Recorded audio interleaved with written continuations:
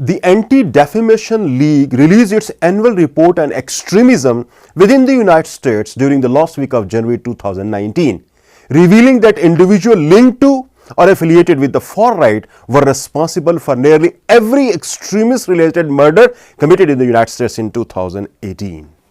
The report notes far-right extremists were responsible for 49 murders in 2018, making it the fourth deadliest year on record for domestic extremism in the United States. What is perhaps more alarming is that those murders only represent the tip of the iceberg. During the last week of January 2019, authorities uncovered two separate violent plots in New York and Utah, both of which were planned out by suspects with far-right leanings. The Denver Post reported that police and FBI agents in Utah had arrested 27-year-old Christopher Wine of Denver, Colorado for threatening to kill as many girls as I see. According to a probable cause statement, he said his virginity was a motive for plotting to carry out the attack. I'm 27 years old and I have never had a girlfriend before and I am still a virgin. This is why I am planning on shooting up a public place soon, he said. I'm ready to die and all the girls that turn on down is going to make it right by killing as many girls as I see.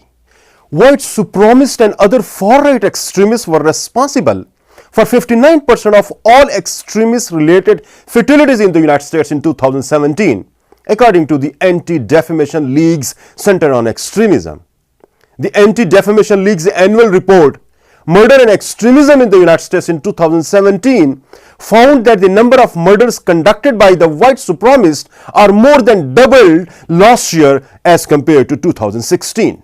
Over the last decade, 71% of domestic extremism-related killings in the United States were linked to right-wing extremists, while Islamic extremism committed 26% of the killings. An Islamic extremist committed the single deadliest incident in 2017. The New York City vehicle ramming attack killed 8 people. Left-wing extremists and those who did not fall in the previous two categories carried out the other 3% of deaths. 2017 was the second year in a row in which black nationalists committed murders in the United States. Christopher Wine's motivations are straight from the incel community, a virulently misogynist online group which began as a support group of sorts for celibate men but has morphed into a toxic online community which regularly advocates rape and has a proven track record of inspiring real-world violence. Mass murders, Elliot Rodger, Alec Minassian, and most recently Scott Paul Beryl were all directly inspired by the incel ideology. The same day as Christopher Wine's arrest, police in upstate New York arrested and charged 4 men who were allegedly plotting to attack the nearby Muslim community of Islamabad, which has been the target of Islamophobic conspiracy theories for years.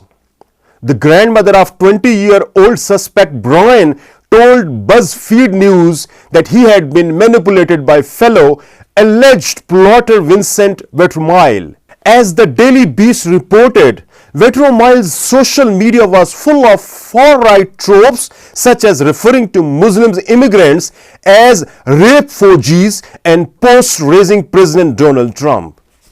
The two sets of arrests were made the same week that white supremacist James Jackson pleaded guilty in New York City to several charges of murder and hate crimes, as well as murder as a crime of terrorism, the first ever prosecution of its kind in the United States. The charge stemmed from a March 2017 racism-fueled murder in which Jackson brutally stabbed 66-year-old Timothy in the back with a 26-inch sword. Timothy, who has been collecting recycling cans, was able to stagger into a nearby police station following the attack before collapsing. He died of his injuries shortly after. The white supremacist attack in Pittsburgh should serve as a wake-up call to everyone about the deadly consequences of hateful rhetoric. Anti-Defamation League CEO Jonathan said in a statement, citing the anti-Semitic attack at the Tree of Life synagogue in Pennsylvania last October, which left 11 people dead. It's time for our nation's leaders to appropriately recognize the severity of the threat and to devote the necessary resources to address the scourge of right-wing extremism in the United States.